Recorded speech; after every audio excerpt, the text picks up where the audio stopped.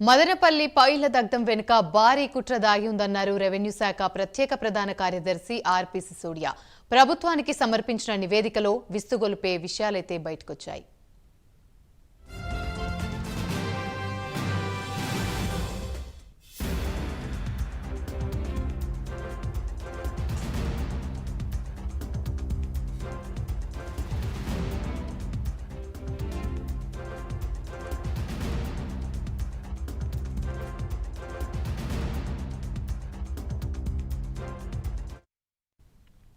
మదనపల్లి ఫైళ్ల దగ్ధం వెనుక భారీ కుట్ర దాగి ఉందన్నారు రెవెన్యూ శాఖ ప్రత్యేక ప్రధాన కార్యదర్శి ఆర్పి సిసోడియా.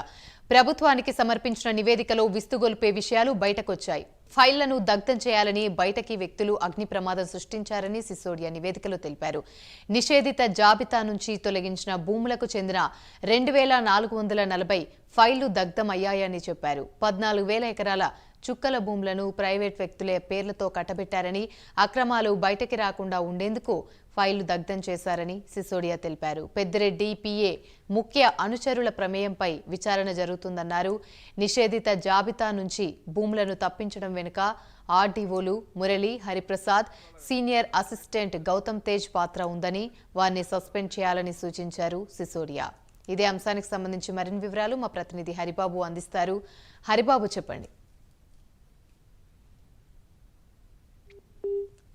దగ్ధం కేసులతో రోజుకు కీలక మలుపు జరుగుతుందని చెప్పాలి. ఎందుకంటే ఈ దాదాపు ఉమ్మడి చిత్తూరు జిల్లా వ్యాప్తంగా ఉన్నటువంటి ప్రభుత్వ అలాగే నిషేధిత జాబితాలో ఉన్నటువంటి భూములను ఏదైతే అలాగే పేదలకి ఏదైతే ప్రభుత్వం డీకేటీ పట్టా కింద జారీ చేసిందో పొలాలను ఆ పొలాలను కూడా ప్రభుత్వం కొత్తగా ఇచ్చిన జీవో నెంబర్ 596 ఆధారంగా కొంతమంది వ్యక్తులు తమ పేరుతోటి కొనుగోలు చేయడం, అటు నుంచి అటు తర్వాత వాటిని పెద్దిరెడ్డి రామచంద్రారెడ్డి భార్య స్వర్ణలత పేరిట వాటిని రిజిస్ట్రేషన్ చేయడం అనేది వివాదాస్పదంగా మారిందనే చెప్పాలి. ఈ కేసుకు సంబంధించి ఈ వివరాలన్నీ అప్పుడు ఉన్నటువంటి ఆర్డీఓల ప్రమేయంతో స్థానికంగా ఉన్న ఎంఆర్ఓలు లేదంటే ఆర్డీఓల ప్రమేయంతో ఇవన్నీ జరిగినట్టు అంటే దీనికి సంబంధించిన వివరాలు కూడా కొంత బయటకు వచ్చిన పరిస్థితి అయితే కనిపిస్తుంది. ప్రధానంగా గత 2-3 రోజులుగా సిసోడియా మదనపల్లిలోనే టెస్ట్ వేసి ఎవరైతే బాధితులు ఉన్నారో బాధితులు వివరాలు ఇస్తే వాళ్ళకి న్యాయం చేస్తామని ప్రకటించిన నేపథ్యంలో వందలాదిగా ఎవరైతే భూములు కోల్పోయిన బాధితులు ఉన్నారో బాధితులు సిసోడియాను కలిసి తమ అర్జీలను తమ బాధను వెళ్ళగక్కడం జరిగింది. ఆ వైకాపా నాయకులు చేయించిన దమనకాండ గురించి కూడా వాళ్ళు సిసోడియా ఏదైతే వివరించడం జరిగింది. తమ భూములన్నింటినీ వాళ్ళు బలవంతంగా లాక్కొని పెద్దిరెడ్డి రామచంద్రారెడ్డి భారతపేట కట్టబెట్టారని చెప్పి కూడా వాళ్ళ ఆవేదన వ్యక్తం చేసిన పరిస్థితి అయితే కనిపించింది. ఈ నేపథ్యంలోనే ఏదైతే మున్సిపల్ వైస్ చైర్మన్ ఇంకా చలపతి గారితో పాటు బాబాజాను అలాగే మాజీ ఎమ్మెల్యే నవాజ్ బాద్షా పై కూడా పోలీసులు కొంత అనుమానాలు వ్యక్తం చేస్తున్నాయి. ఎందుకంటే ఎమ్మెల్యే కూడా ఈ మాజీ ఎమ్మెల్యే కూడా ఈ కేసుకు సంబంధించి కొంత కుట్రకోణం ఉందన్న కారణంతో అతన్ని కూడా విచారించే అవకాశాలు కనిపిస్తున్నాయి. అన్ని అయితే ఎన్ని ఫైళ్లను దగ్ధం చేశారు? దాదాపు 2,000కు పైగా ఫైళ్లు దగ్ధమయ్యాయని చెప్పి అధికారులు ప్రాథమికంగా అంచనాకు వచ్చారు.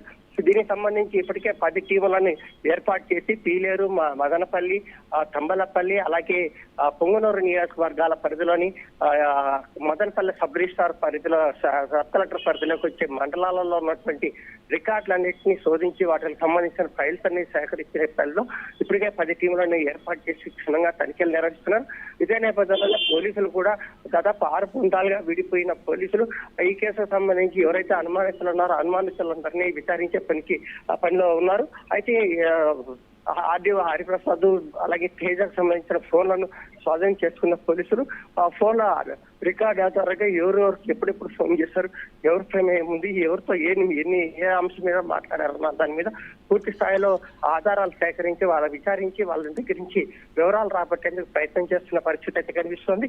అయితే తాను సెలవులో ఉన్నప్పటికీ తన సెలవులో పొలం మేరకు వెళ్ళినప్పటికీ ఆదివారం రోజు తనని విధులకు రావాల్సిందిగా హరిప్రసాద్ ఆర్డీఓ కోరిన నేపథ్యాలంటే తాను ఆర్డీఓ కార్యాలయానికి వచ్చానని చెప్పి కూడా తేజ ఇప్పటికే ప్రకటించారు. అయితే ఈ అంశాన్ని మీద హరిప్రసాద్ కొంత బుకాయించే ప్రయత్నం చేసినప్పుడు కూడా పోలీసులు కూడా అదే అంశాన్ని నిర్ధారించుకునే ప్రయత్నంలో దానికి సంబంధించిన వివరాలు తీసుకునే ప్రయత్నంలో అలాగే తహసీల్దార్ ఆర్టీఓ కార్యాలయం ఎదుట ఉన్నటువంటి సీసీ కెమెరాల ఆధారంగా ఆ ఫుటేజ్ మొత్తం తీసుకుని ఆ ఫుటేజ్ ద్వారా ఎవరెవరు ఏ రోజు ఎప్పుడు వచ్చారు, ఎందుకు వచ్చారు, ఎంతసేపు ఉన్నారన్నది కూడా పూర్తి స్థాయిలో అనలైజ్ చేసి దానికి సంబంధించిన వివరాలు తీసుకుని దాదాపు ఇప్పటికీ 7 మంది అనుమానితులు ఉన్నారని చెప్పి ఒక నిర్ధారణకు వచ్చారు.